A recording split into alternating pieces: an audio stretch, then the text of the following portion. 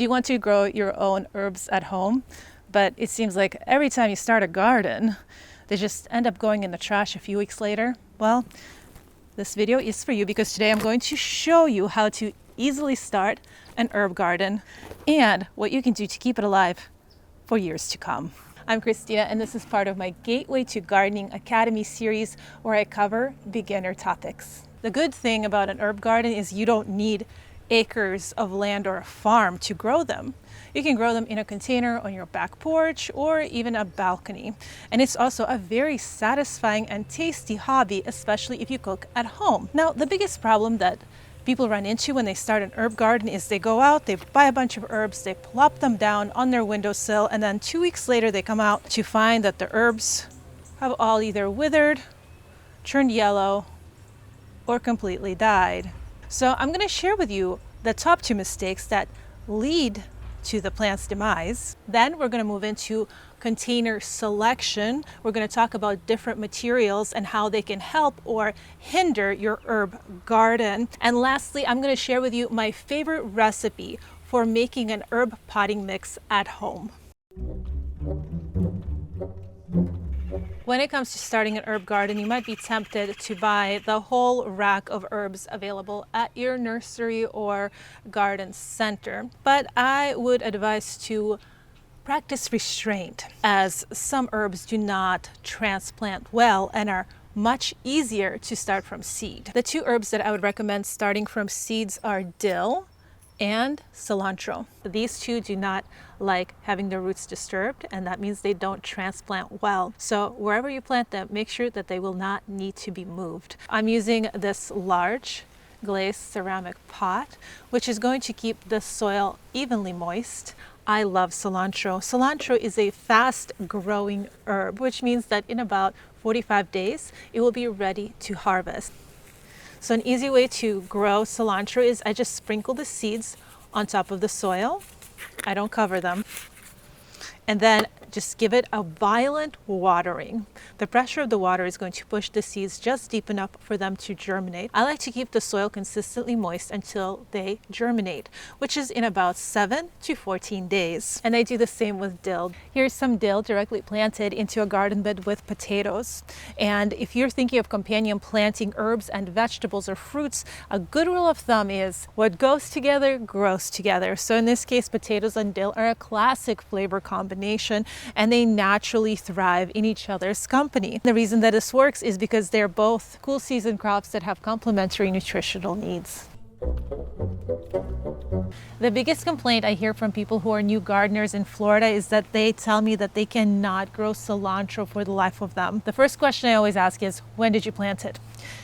Cilantro is a cool season herb. It thrives in temperatures between 55 and 75 degrees. Any warmer than that and it starts to bolt, meaning it goes to seed. So one of my favorite tools for planting my garden is not very high tech. You just go into Google and you type in average daily temperatures for, and you plug in your zip code. And that way I can plan what to plant and hit that sweet Goldilocks zone and get the most out of my harvest. You're much better off buying oregano, parsley, basil, mint, sage, and rosemary as starts. Woody herbs like sage and rosemary are incredibly difficult to start from seed and take a really long time to mature. So the first herb we're gonna pot, let's do basil and chives. And we're gonna use this pot. It's gonna be very cute. If you plan to grow multiple herbs inside a pot, you want to give them about 6 inches of space. So we're going to start by, well, I'll be. What's with the outfit, Amish Martha Stewart? Florida ma'am, everybody. Pat Wild. I was hoping I could reach a new audience. Who's your target demographic? Pennsylvania Dutch singles? Farmers mingle?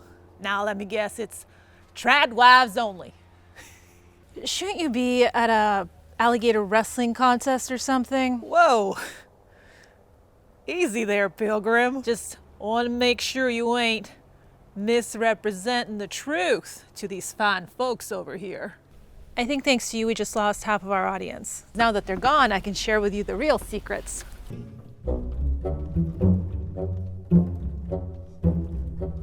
So the biggest mistake I see people make when they're starting their herb garden is sticking their plants in a pot that's way too small. When shopping for a container for your herbs, you want to look for one that's at least a gallon in size and 10 inches deep. This is going to provide your plant's roots enough room to spread and keep your potting mix from drying out. And you will see there's a variety of different materials and types of pots on the market, but the most important thing that you need to look for is a drainage hole.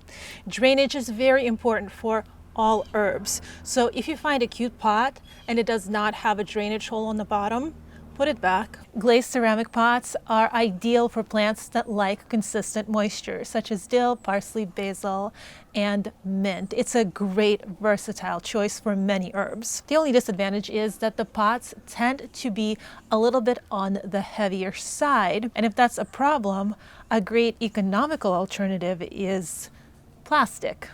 Although keep in mind that it does tend to disintegrate from being in the sun. But when it comes to those woody perennials from the Mediterranean climate like sage and rosemary, nothing beats an unglazed terracotta pot. Terracotta pots, they're a classic. Terracotta is a porous material which causes water to evaporate quickly from the soil, and that makes them a perfect choice for growing rosemary and sage, both woody perennials that can benefit from periods of drought. If you're planning to grow your herbs in pots, you're going to need potting soil, not garden soil, not soil from your backyard. Each herb needs about a gallon of soil per plant. So if you're planning to grow 10 herbs, you're going to need 10 gallons of potting soil, and that can get pretty expensive. So I'm going to show you how to make your own potting mix for herbs. To make this potting mix, we are going to be using coco coir compost, perlite, vermiculite, and worm castings. And I will post a pinned comment with a link to all these products in the comments below. The first thing that you're going to do is expand your core, your coco coir that is. It's hard to believe, but this tiny brick makes up to 3 gallons. And it's very important when you're rehydrating these is that you put them face up, because as they expand, they're very powerful and they can break your buckets. So you need about 3 liters of water per brick.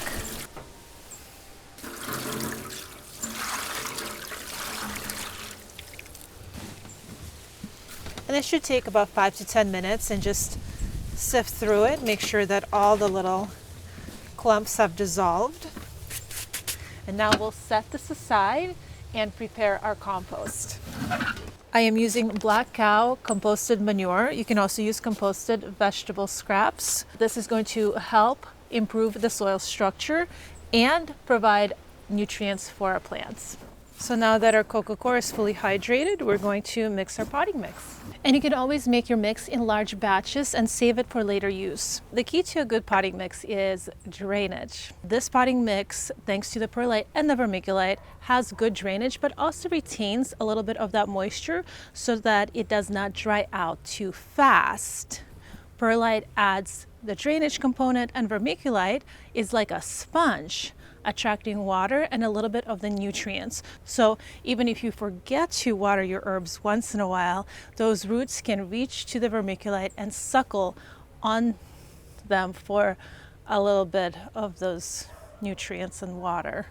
Now, since this is a beginner video, I know there are some people out there that have spatial issues, or they just don't understand how parts work. The scales don't want to work for them. So if you're not one of those people, feel free to skip through this section. But if you have issues with that kind of thing, I'm going to show you how to easily figure out all these parts. First thing you're going to need is some kind of a container. Any container will do. So I'm going to use this one. And when I say 4 parts compost, I have my compost right here, and I'm going to scoop out 4 full containers of compost. 2, 3, 4. Then we're going to do 2 parts of coco coir. So same thing, same container, 2 parts equals 2 scoops. 1, 2. 1 part vermiculite. Same for perlite. Now perlite has a tendency to get a little dusty, so I'm going to wet it down This helps to reduce some of that dust and keeps it from going into your lungs. So 1 part per light. And last but not least, some worm castings. I'm just going to do a half a part just for fun. Okay? And then you're just going to mix all of this together and you have your potting mix. This should make 2 gallons. And I've done this so many times that all the ratios like live in my head. But I know if you're starting out, it gets really confusing. So that used to be me, and I had to come up with all of these shortcuts. So hopefully you can make use of them too. Now, back to a regularly scheduled program. The herbs that you see at the grocery store or inside of garden centers, they look all lush and green, and that's because they are grown in conditions that are specifically formulated for these plants to thrive in the smallest amount of space. They're already starting to become root bound, and the roots are even coming out of the bottom of this pot. That's a good indicator that this pot is too small. That's good news for us because this is not just 1 basil plant. This is 6. I like to pop it open. Basil is incredibly resilient, so you can just go ahead and split the plants apart. Now, basil is one of those herbs that you can plant below the soil line and it will start growing roots out of any one of these nodes. So since this one keeps tipping over, we're just going to plant it a little bit deeper. You can't do that with every herb, but it works with basil. The key to a bushy basil plant is to top it, which means we're just going to pinch the top part of the plant off, and then these 2 are going to come out and make 2 new branches. As they keep growing, you just keep pinching them off, getting more and more plants. I'm going to show you an infinite basil hack. Having 3 basil plants in one spot is putting a strain on nutrients and resources. So what I'm going to do is trim them, and as long as your stem has at least 1 node, we're going to remove the leaves. You're going to get a little glass of water and you're going to place your basil cutting in it. In about 2 weeks, it should start forming roots, and then you can just plant it like we did with the rest of these. Now moving on to our next potting. So we'll do our bigger basil, parsley, and Greek oregano. Here's a close-up of my little trick that I do.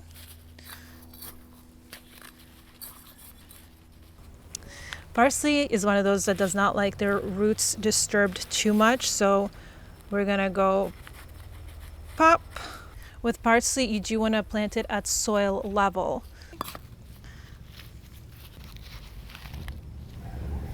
Which way do we want it to go? This way? There we go.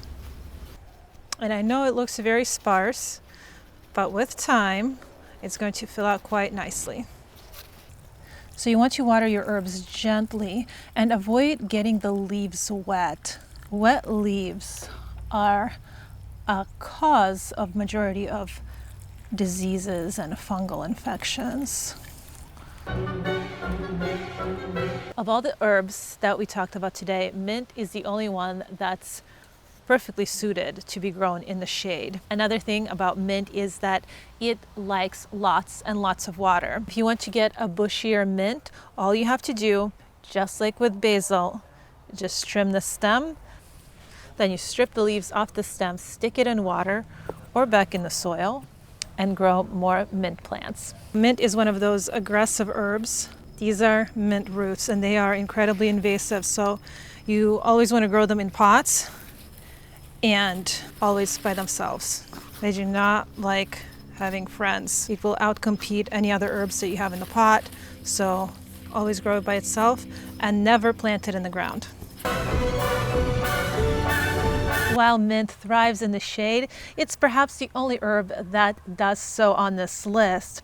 Herbs such as basil, parsley, and oregano all can benefit from at least 6 hours of sun a day.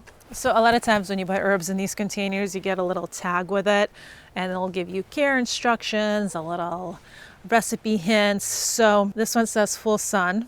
It ain't if you live in Florida. If you live in Florida, full sun does not equal full sun. The delicate foliage of this oregano cannot survive the intense heat of the Florida summer. These herbs thrive in temperatures between 65 and 85 degrees. So in Florida, that's from October to about mid-April. So the best place for this container would be in a spot that gets morning sun and afternoon shade. I'm going to share with you one of my best secrets for getting healthy herbs with minimum effort. If you're like me, you do a lot of cooking, you probably have a lot of kitchen scraps. What I like to do is I save my kitchen scraps in this little composter on the counter. And whenever I'm doing new plantings, transplanting, what I do is I place some of those kitchen scraps at the bottom of my pot. This is awesome. And it all looks like a mess, but we're gonna cover this up. And as this stuff breaks down, it's going to release nutrients back into the soil, and it's going to make your herbs super, super happy. Some passion fruit skins, some eggshells. You want to break up the eggshells. Okay, and now we're just going to cover all of this up with soil. Pop quiz. This is a terracotta pot. What herbs would do really well in here? If you said rosemary, sage, and oregano, you are correct.